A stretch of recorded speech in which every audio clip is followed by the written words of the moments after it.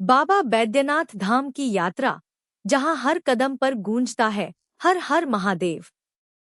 क्या आपने कभी ऐसी यात्रा की है जहां रास्ते की थकान भी भक्ति बन जाए, जहां पैरों में पड़े छाले भी भगवान के चरणों में अर्पित फूल जैसे लगें, जहां हजारों लाखों लोगों की भीड़ में भी ऐसा महसूस हो कि बाबा भोलेनाथ स्वयं अपने भक्तों को बुला रहे हैं?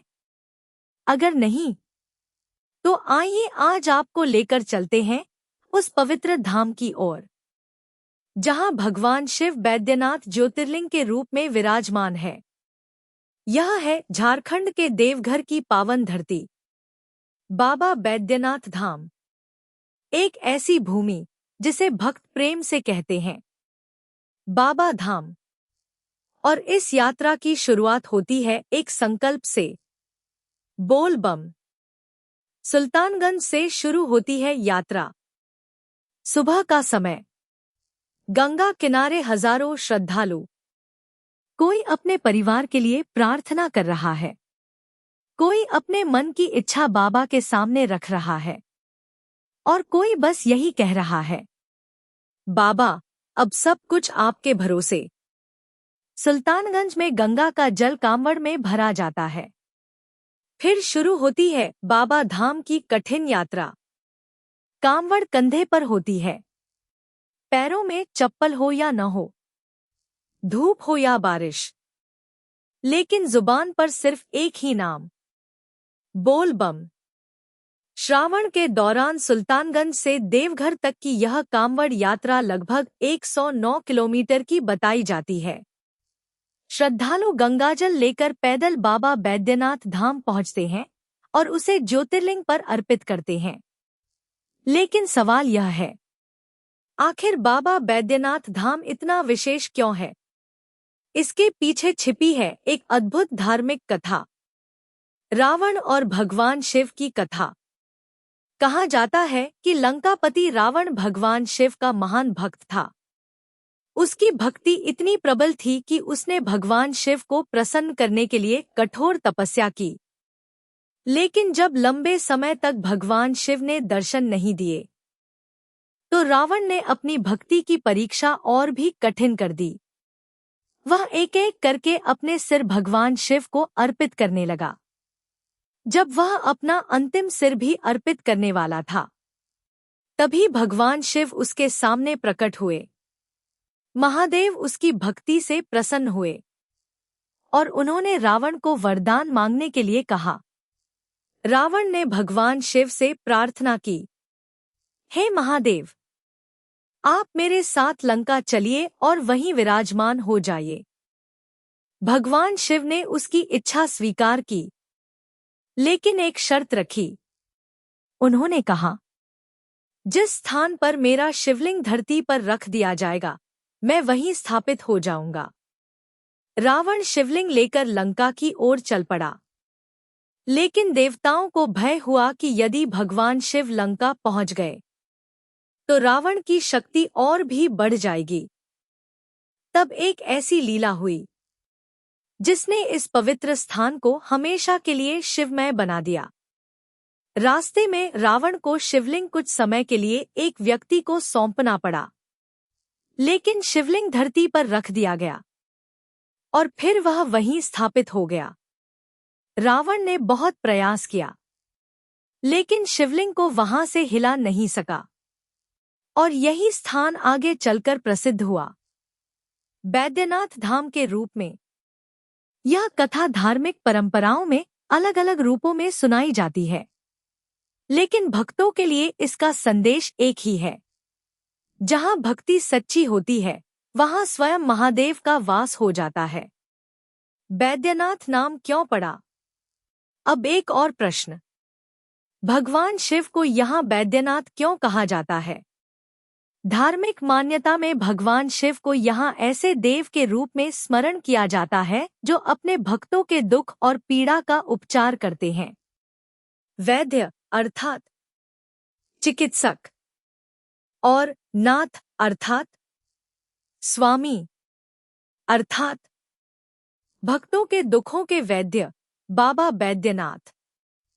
शायद इसलिए जब कोई भक्त बाबा के दरबार में पहुंचता है तो वह सिर्फ अपनी इच्छा लेकर नहीं आता, वह अपना दुख भी लेकर आता है। अपनी चिंता, अपना दर्द, अपनी परेशानी और अपनी अधूरी कहानी सब बाबा के चरणों में छोड़ आता है। बाबा धाम की ओर बढ़ते कदम। जैसे जैसे यात्रा आगे बढ़ती है, शरीर थकने लगता है, लेकिन मन और मजबूत होता जाता है। रास्ते में कोई थके हुए कांवड़िए को पानी पिलाता है, कोई भोजन करवाता है, कोई दवा देता है, कोई बस मुस्कुराकर कह देता है, बोल बम भाई। और यही इस यात्रा की सबसे सुंदर बात है। यहाँ अनजान लोग भी एक दूसरे के अपने लगते हैं, क्योंकि सबकी पहचान एक ही है, बाबा के भक्त। किसी के कंधे पर कांवड़ है, किसी के हाथ में त्रिशूल, किसी के माथे पर भस्म, और हर तरफ एक ही जयघोष, हर हर महादेव, बोल बम। देवघर दिखाई देता है और फिर वह क्षण आता है जिसका इंतजार हर कांवड़िया कर रहा होता है। दूर से बाबा धाम का क्षेत्र दिखाई देने लगता है। थके हुए पैर अचानक तेज हो जाते हैं, आंखों में चमक आ जाती है और मन कहता है, बाबा हम आ गए। देवघर को ही बैद्यनाथ धाम और बाबा धाम के नाम से भी जाना जाता है। जिला प्रशासन के अनुसार यहाँ का बैद्यनाथ मंदिर 12 ज्योतिर्लिंगों में से एक है।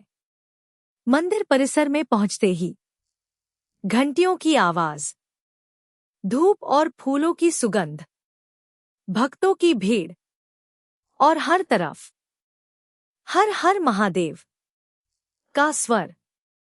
ऐसा लगता है मानो पूरा वातावरण शिवमय हो गया हो। शिवगंगा और बाबा के दर्शन। बाबा धाम पहुंचने के बाद श्रद्धालु शिवगंगा में स्नान कर स्वयं को पवित्र करने की परंपरा निभाते हैं। फिर शुरू होता है वह क्षण जिसके लिए इतनी लंबी यात्रा की गई थी। हाथों में गंगाजल, आंखों में श्रद्धा और मन में सिर्फ महादेव।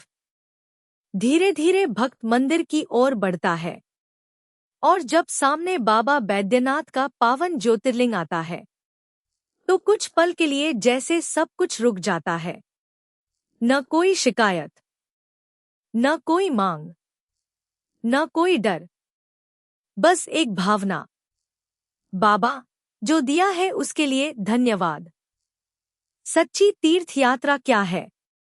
लेकिन मित्रों, क्या केवल सुल्तानगंज से देवघर तक चलना ही तीर्थ यात्रा है? क्या केवल गंगाजल चढ़ाना ही भक्ति है?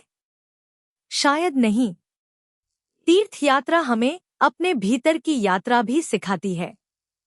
कांवड़ का भार कंधे पर होता है, लेकिन यात्रा हमें अपने मन का भार उतारना सिखाती है।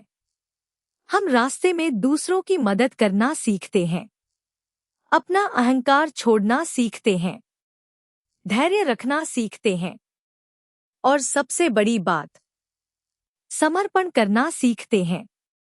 बाबा के दरबार में पहुंचकर हमें यह समझ आता है कि भगवान से सिर्फ मांगना ही भक्ति नहीं है, भगवान पर विश्वास करना भी भक्ति है। बाबा बैद्यनाथ की धरती का संदेश। देवघर की धरती हमें एक गहरा संदेश देती है। जीवन में रास्ते कठिन होंगे, कभी पैर थकेंगे, कभी मन टूटेगा, कभी लगेगा कि मंजिल बहुत दूर है, लेकिन अगर विश्वास बना रहे तो कदम अपने आप आगे बढ़ते रहते हैं। जिस तरह कांवड़िया एक एक कदम चलकर बाबा तक पहुंचता है, उसी तरह मनुष्य भी जीवन में एक एक कदम बढ़ाकर अपने लक्ष्य तक पहुंच सकता है। बस जरूरत है विश्वास की, धैर्य की और समर्पण की। समापन। तो मित्रों, अगर कभी आपको बाबा बैद्यनाथ धाम जाने का अवसर मिले तो केवल एक तीर्थयात्री बनकर मत जाइए, एक भक्त बनकर जाइए। सुल्तानगंज से गंगाजल उठाइए, लेकिन साथ में अपने भीतर की नकारात्मकता भी छोड़ने का संकल्प लीजिए। कांवड़ कंधे पर रखिए, लेकिन अपने अहंकार को मन से उतार दीजिए। बाबा को बेलपत्र चढ़ाइए, लेकिन अपने जीवन में प्रेम और करुणा भी चढ़ाइए। और जब बाबा के सामने खड़े होकर कहिए, हर हर महादेव, तो कोशिश कीजिए कि महादेव के गुण आपके कर्मों में भी दिखाई दें। क्योंकि सच्ची तीर्थ यात्रा वह नहीं जो केवल हमें मंदिर तक ले जाए। सच्ची तीर्थ यात्रा तो वह है जो हमें भीतर से बदल दे। बाबा बैद्यनाथ से बस यही प्रार्थना है, हमारे मन से अहंकार दूर हो, हमारे जीवन में प्रेम हो, हमारे कर्मों में धर्म हो, और हमारे हृदय में हमेशा महादेव का नाम हो। बोल बम। हर हर महादेव। जय बाबा बैद्यनाथ।